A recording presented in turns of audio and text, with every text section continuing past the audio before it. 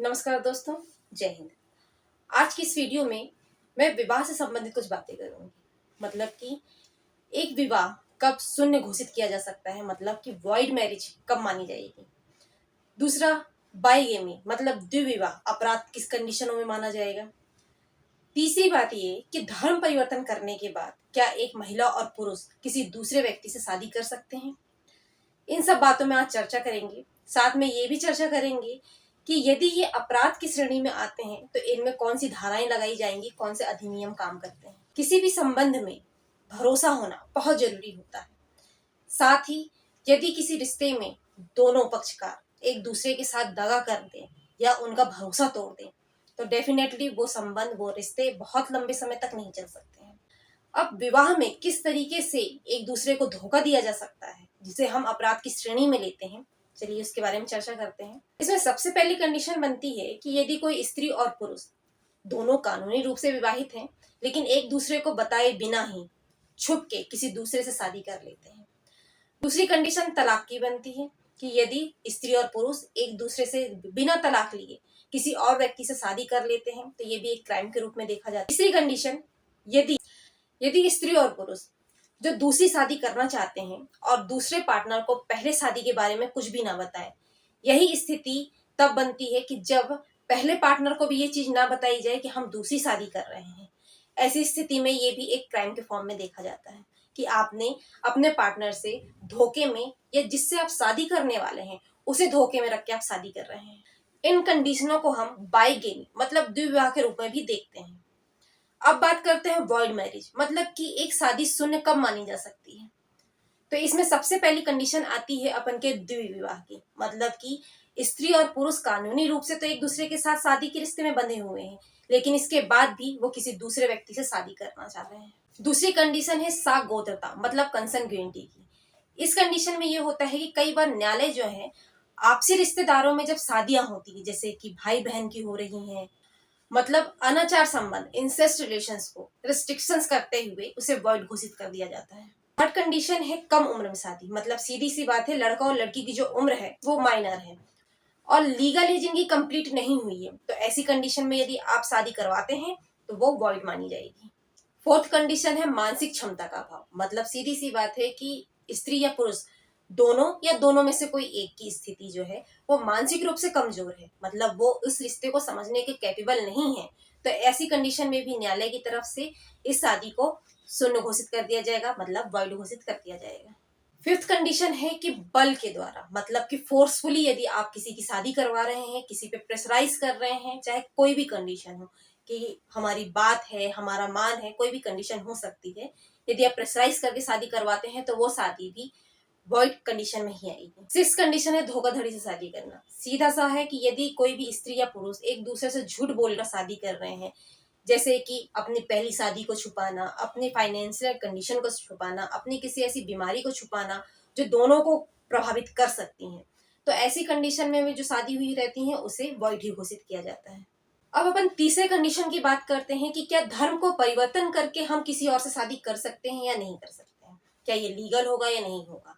तो कानूनी तौर से देखा जाए तो इस तरह का विवाह जो है इनलीगल ही माना जाता है कि आप एक शादी ऑलरेडी कर चुके हैं, उस पत्नी को आपने तलाक नहीं दिया है और आपको किसी और से शादी करनी है जिसके लिए आपने धर्म का परिवर्तन कर दिया है, और इसके बाद आप किसी स्त्री से, चाहे फिर वो उस धर्म की हो या किसी और धर्म की हो, आप किसी भी फॉर्म में शादी करेंगे वो इनलीगल ही माना जाएगा, वो एक क्राइम ही माना जाएगा।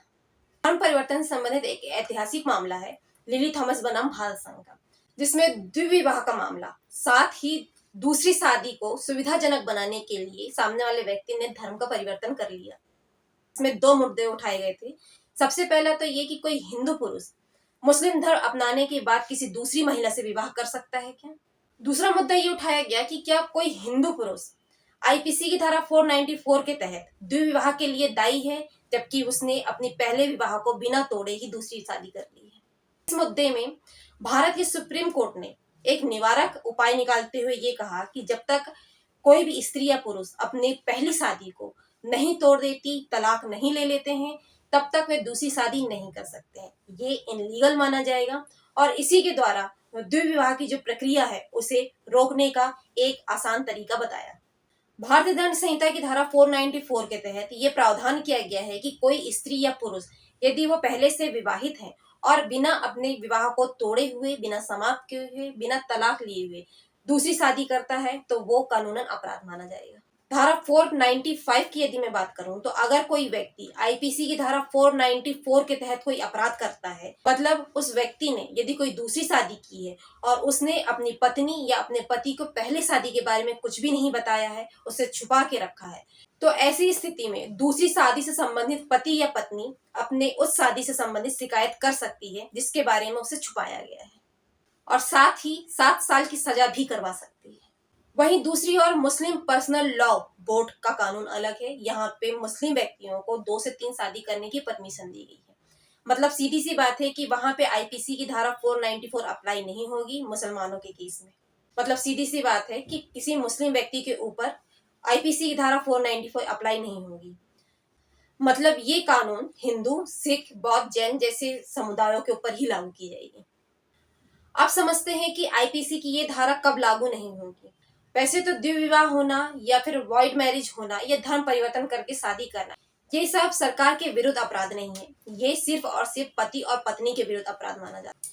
और इसीलिए जब तक वो पत्नी जो प्रताड़ित है या वो पति जो प्रताड़ित है, जब तक ये लोग शिकायत नहीं करते हैं, तब तक कोर्ट भी इस मामले का संज्ञान नहीं लेती है।